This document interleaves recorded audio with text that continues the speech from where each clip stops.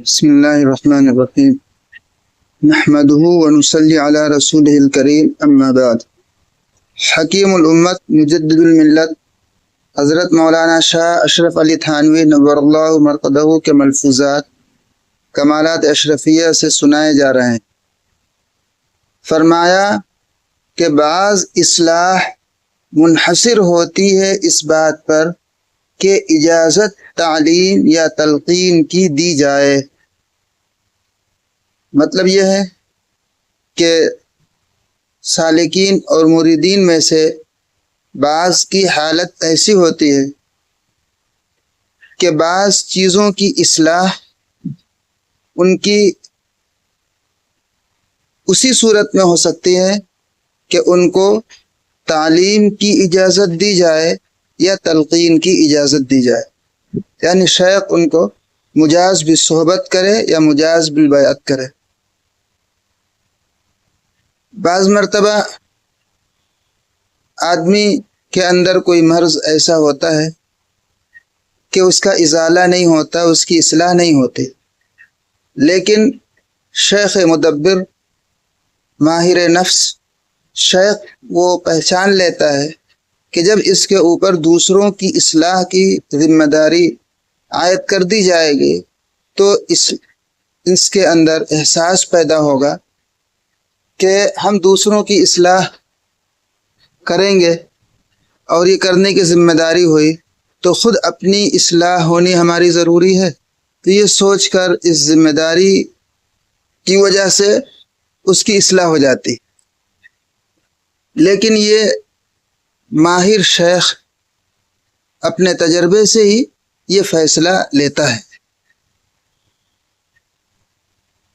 اس سے معلوم ہوا کہ جن لوگوں کو اجازت دی جاتی ہے، چاہے تعلیم کی اجازت ہو یا تلقین کی اجازت ہو، تو ان کو یہ نہیں سمجھنا چاہیے کہ ہم کامل و مکمل ہو گئے اور دوسروں کی اصلاح کی لیاقت ہمارے اندر پیدا ہو گئی اور ہمارے اندر سے تمام رذائل دور ہو گئے، ہماری مکمل اصلاح ہو گئی، اس لیے ہمیں اجازت ملی، جبھی تو اجازت ملی۔ یہ دھوکہ ہے۔ کبھی اجازت بھی ایک طرح کا علاج ہوتا ہے، مرض کے ازالے کے لیے، ان کی اصلاح کے لیے۔ شیخ سمجھتا ہے کہ اس کی اصلاح اسی میں منحصر ہے، لیکن انسان ہے، کبھی فیصلے میں خطا بھی ہو جاتی ہے۔ اگر اجازت کے بعد بھی ان کو احساس نہیں ہوا اور اپنی اصلاح کی طرف متوجہ نہیں ہوئے، بلکہ کبھی اور زیادہ بگاڑ پیدا ہو جاتا ہے، اجازت دینے کے بعد عجب آ جاتا ہے، اپنے کو وہ لائق فائق سمجھنے لگتا ہے، تو بسا اوقات پھر شیخ اجازت واپس بھی لے لیتا ہے، اجازت سلب بھی کر لیتا ہے۔ اس لیے اجازت ملنے پر جو ہے خوش بہت زیادہ نہیں ہونا چاہیے اور عجب اپنے اندر نہ آئے، اس کا بھی خیال رکھنا چاہیے، اور اپنے اندر جو کمی کوتاہی ہے اس میں غور و فکر کرے، اپنے احوال میں جہاں جہاں کمی محسوس ہو اس کی تکمیل کی اور اس کی اصلاح کی کوشش کرتا رہے، اور شیخ سے اپنے احوال کی اطلاع کرتا رہے، مشورہ کرتا رہے۔ بعض مرتبہ اجازت ملنے کے بعد سمجھ جاتے ہیں کہ ہم اب مکمل ہو گئے اور ہماری اصلاح کی تکمیل ہو گئی، اب ہمیں اطلاع احوال کی ضرورت نہیں رہی۔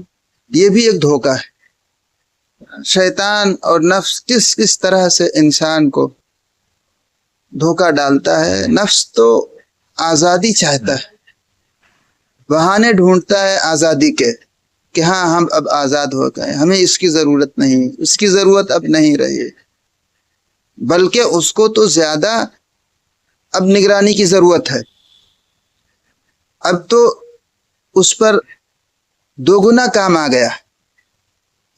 جب تک اجازت نہیں ملی تھی اس وقت تک تو ایک ہی ذمہ داری تھی، اپنی اصلاح، اور اجازت ملنے کے بعد اب دوہری ذمہ داری آ گئی ان پر، اپنی بھی اصلاح کی تو کوئی حد نہیں ہے، اور دوسروں کی بھی اصلاح کے طریقے معلوم کرنا، اصلاح کرنا، اس سلسلے میں مشورہ کرنا، اپنے شیخ سے رہنمائی لینا۔ اس کی مثال ہے، اسے ہی سمجھیں، جیسے کسی نے گاڑی چلانا سیکھا، ڈرائیوری، اب چند روز مشق کرنے کے بعد جس کمپنی میں وہ سیکھ رہا ہے، کمپنی والوں نے اس کو لائسنس دے دی ڈرائیوری کی کہ ہاں تم ڈرائیور ہو گئے۔ اب وہ لائسنس لے کر کے، گاڑی لے کر کے بہت بھیڑ اور مشغول راستے میں، شہروں میں چلانے لگے تو کیا ہوگا؟ ایکسیڈنٹ کرے گا، اس کو تجربہ نہیں ہے۔ ابھی کسی ماہر ڈرائیور کی نگرانی میں کچھ دن اس کو گاڑی چلانا پڑے گا، تو لائسنس کا مل جانا یہ کمال کی دلیل نہیں ہوتی، بلکہ ماہر کی تربیت میں رہ کر کے پھر اس کی زیر نگرانی کام کرتے کرتے تب پھر تجربہ آتا ہے، ہاتھ جو ہے وہ مضبوط ہوتا ہے، صاف ہوتا ہے۔ تو شیخ سے مستغنی اپنے آپ کو نہیں سمجھنا چاہیے۔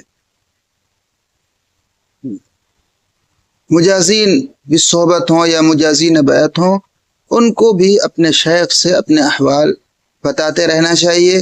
اسی طرح کام کے سلسلے میں بھی فکر کرنی چاہیے، اور کام کیسے آگے بڑھے، طریقہ اصلاح کیا ہونا چاہیے۔ کسی مرید کے احوال سمجھ میں نہیں آ رہے ہیں، ان کی اصلاح کیسے ہو، اس سلسلے میں بھی مشورہ، رابطہ کرنا ضروری ہے۔ جیسے جسمانی علاج میں، ہاسپٹلوں میں، بڑے بڑے ہاسپٹلوں میں اگر کسی ڈاکٹر کو کسی مریض کے بارے میں سمجھ میں نہیں آتا ہے، اس کا مرض کیا ہے، تشخیص نہیں کر پاتا ہے، یا اس کا علاج نہیں کر پا رہا ہے، تو وہ اپنے سے اوپر بڑے ڈاکٹروں سے رجوع کرتا ہے اور پھر مشورہ کرتا ہے۔ باضابطہ ڈاکٹروں کی ٹیم اور بورڈ بیٹھتی، پھر اس کے احوال کا جائزہ لیتے ہیں اور تشخیص اور تجویز کرتے ہیں، پھر اس کا علاج، اس طرح علاج کا راستہ نکلتا ہے۔ روحانی علاج کا مسئلہ بھی ایسے ہی ہے۔ اسی کو حضرت نے فرمایا کہ بعض اصلاح منحصر ہے اس بات پر کہ اجازت تعلیم یا تلقین کی دی جائے۔ حضرت اقدس تھانوی نور اللہ مرقدہ کے یہاں اجازت کی دو قسمیں تھیں۔ ایک تعلیم کی اجازت صرف، یعنی بذریعہ صحبت دینی نفع پہنچانے کی اجازت، بیعت کرنے کی اجازت نہیں ہوتی۔ ایسے لوگوں کو مجاز بالصحبت کہا جاتا ہے، یعنی بذریعہ صحبت دینی نفع پہنچانے کی ان کو اجازت ہے۔ دین کی باتیں لوگوں کو بتائیں، سنت شریعت کی باتیں سمجھائیں، لوگوں کو گناہوں سے نفرت دلائیں، گناہ سے بچنے کی تلقین کریں، یہ کام ان کے سپرد ہوتا ہے، اور بیعت ابھی وہ نہیں کر سکتے۔ اور دوسری قسم ہے اجازت کی کہ بیعت کی بھی اجازت ہوتی ہے، سلسلے میں داخل بھی کر سکتے ہیں لوگوں کو، تو ایسے لوگوں کو مجاز بالبیعت کہتے ہیں، یعنی ان کو بیعت کی بھی اجازت مل گئی۔